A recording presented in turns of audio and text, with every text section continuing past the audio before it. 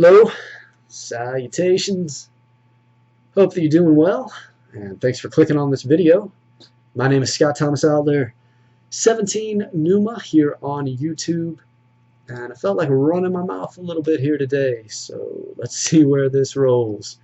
Coming to you from a beautiful sunny afternoon here in the great state of Georgia, sending some good vibes out into the world. It's a Monday, and normally around this time I'd be making final preparations for my weekly podcast called Songs of Salah, which airs on Blog Talk Radio.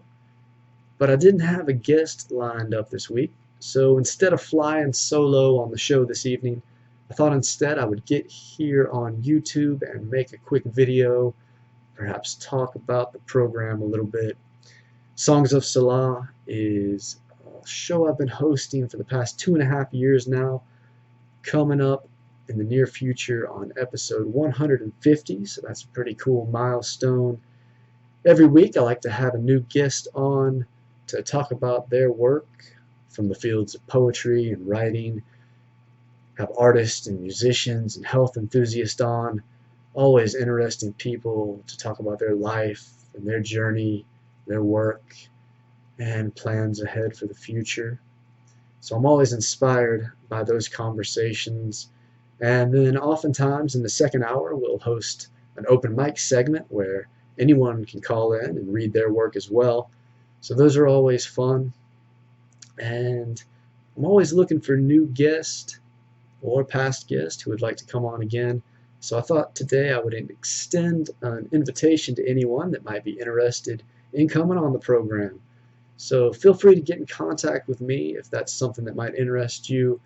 You can do so via email at 17numa@gmail.com or connect with me here on YouTube or Facebook, Instagram, or Twitter, and hit me up there, and I'd be more than happy to set you up for an interview coming up in the weeks ahead. It's always great to connect and meet new people, so I hope to hear from you soon.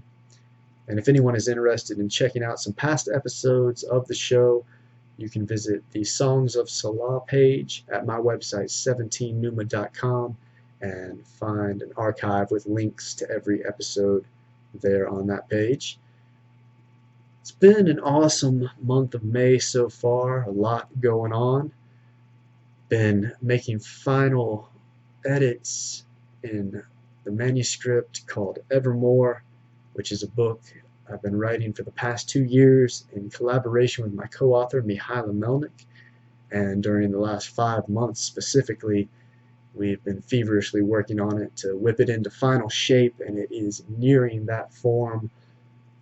Just a few more steps left, and then it will be released out into the world, which I'm very excited about, and we'll have, of course, much more information and news about that in the days and weeks ahead. So looking forward to releasing that as the flagship title through 17 Numa Press. Also this month I had an opportunity to speak to the Atlanta Writers Club, and I wanted to thank Beth Hermes, Jill Evans, and George Weinstein for all the great work they do at AWC and for giving me that opportunity to deliver a speech to their members. Had an awesome time talking about my life and these past 7 years since I got started on this poetry and publishing journey. Talked about the process of writing and editing, sending out submissions, the publishing industry, some thoughts and tips and tricks on ideas how to break through the creative stagnation that sometimes arises when that tyrannical boot of writer's block stomps down on our throat, as it inevitably will do from time to time. Also talked about the importance of having structure and discipline and routines in our life and in our writing process, and several other ideas as well, one of which came to me not too long ago, and I've been fleshing it out more since that speech, and I thought maybe I would deliver that excerpt from the speech here tonight. It's a segment called Poetry and Chakras. But before I did dive into that, I also wanted to mention another project with the Atlanta Writers Club that I've been involved in. This is an anthology that they released recently called Viral Literature, Alone Together in Georgia. Stories from 2020 quarantine, edited by Clayton Ramsey, who did an excellent job. There's 30 Georgia authors in here with poems, short stories, nonfiction, and memoirs dealing with this strange time that we've been going through. So if anyone is interested in picking up a copy, you can do so through the Atlanta Writers Club or the publisher, Southern Fried Karma, and also on Amazon. But I encourage you to purchase directly from the publishers if possible. I'm thankful to have 4 poems included in the anthology, so thanks to Clayton Ramsey and the Atlanta Writers Club for that as well.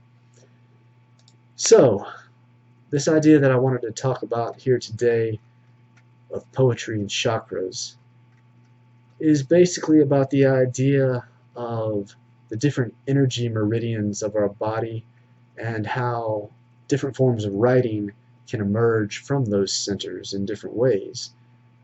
Technical essays, articles, memoirs, and fiction generally are formulated rationally and logically through the thinking mind.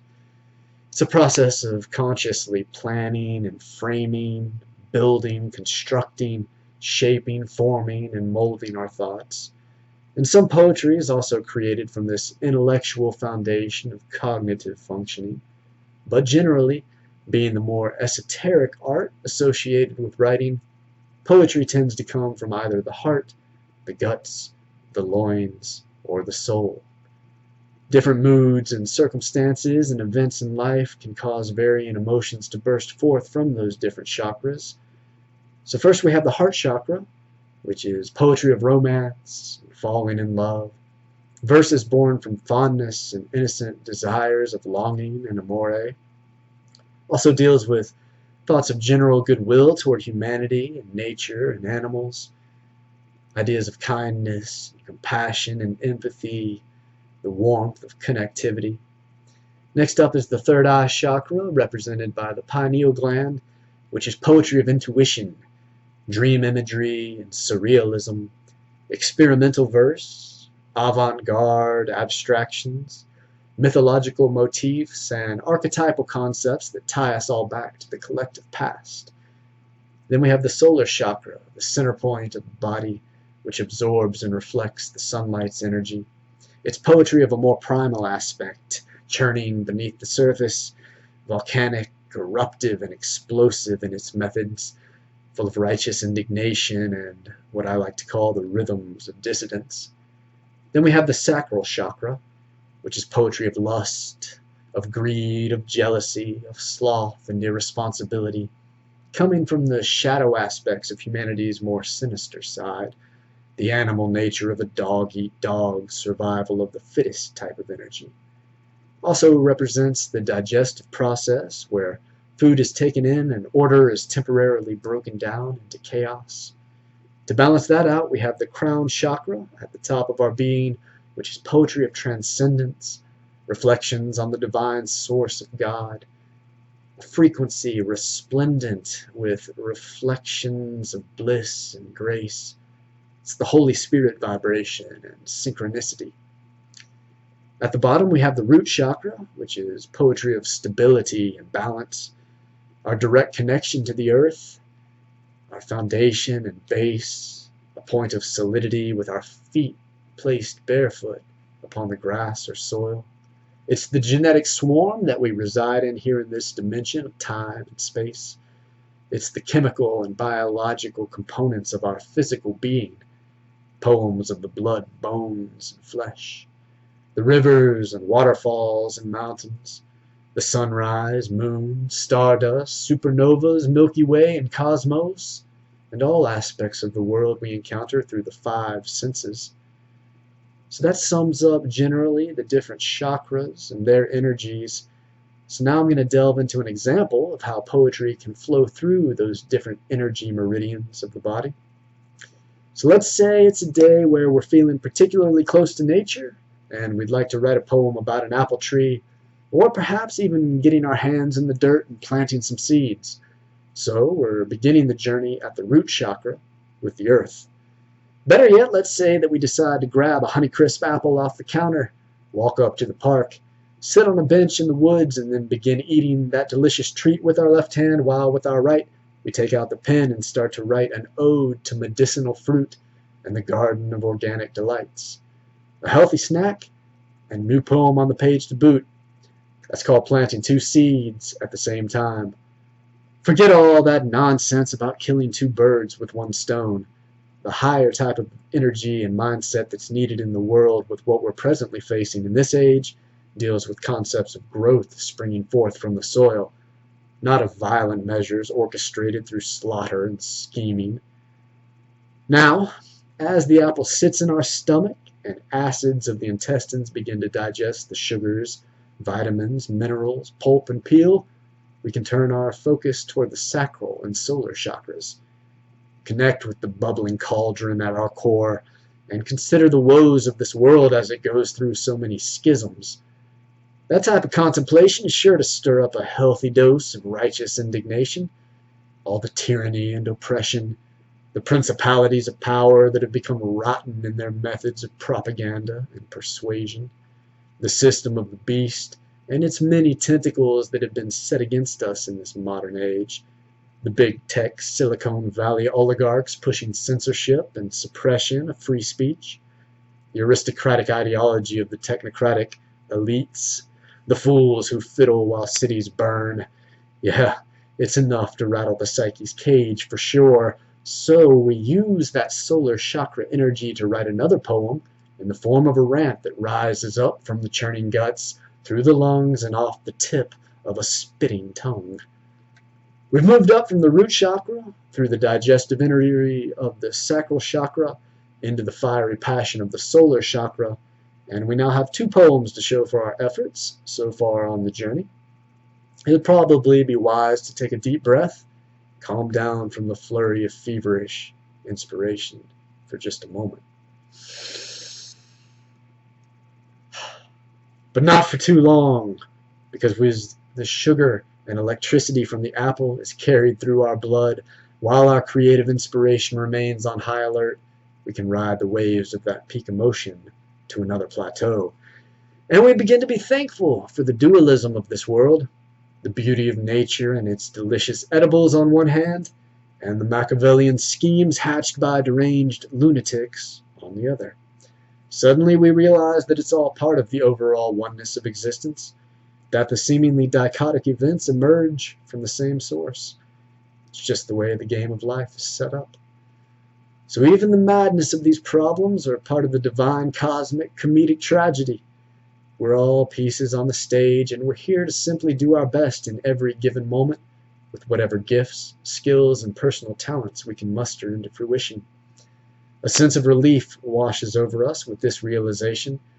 Now we're buzzing with a sense of purpose, in a state of thankfulness, gratitude, and appreciation for life in all its permutations, all its glories and agonies. Thankfulness for the apples, and the monsters, and the poets who use their pens as swords to fight what is good and true and just, who will never be cowed, no matter the cost. Now we begin to pick up our step and dance in celebration of life in all its awesomeness, and we begin to recite a poem on the spot as we spin around, adding yet another piece to what is now a holy trilogy, a poem crafted in praise of the most divine aspects of creation, unconditional love and perfect peace. As the crown chakra releases its energy of hallelujah to pulse throughout our ecstatically charged being, from root to sacral to solar to crown, with 3 new poems popping out of our consciousness as we mindfully ride the kundalini dragging up the spine and out onto the page. So that's Poetry and Chakras, an essay and excerpt from my speech at the Atlanta Writers Club. The full speech is going to be included in their next newsletter coming out in April, so I'll be sharing a link to that, of course, when the time comes. Been feeling great lately. A lot of cool things going on. I'm 33 days into a daily juicing routine, so really buzzing with that electromagnetic energy. Got a great meditation practice going on daily for over 4 months now, waking up before the birds and then sitting quietly in silence, listening to that still small voice as the birds awaken and eventually start singing a beautiful chorus to help the sun rise. And being in tune with that energy lately has been magnificent. I'm very thankful for it and what it's done to my mood and mindset and general disposition in life of late. Also getting some great sleep, going to bed before the sun goes down, and waking up very early in the morning, reading a lot of great books, and hosting the weekly podcast as I talked about at the beginning. Got a lot of publications out this week in various journals and magazines. So if anyone would like to read some of those poems, you can visit my website, 17numa.com, and find links to all of those publications there, as well as other thoughts about my writing and work. And did want to extend that invitation to anyone who might be interested in coming on as a guest for Songs of Salah. Please do get in contact with me, and we'll set that up for the near future. Thanks for listening here today, giving me an opportunity to rant and rave a little bit. It's been fun, and until next time, Salah.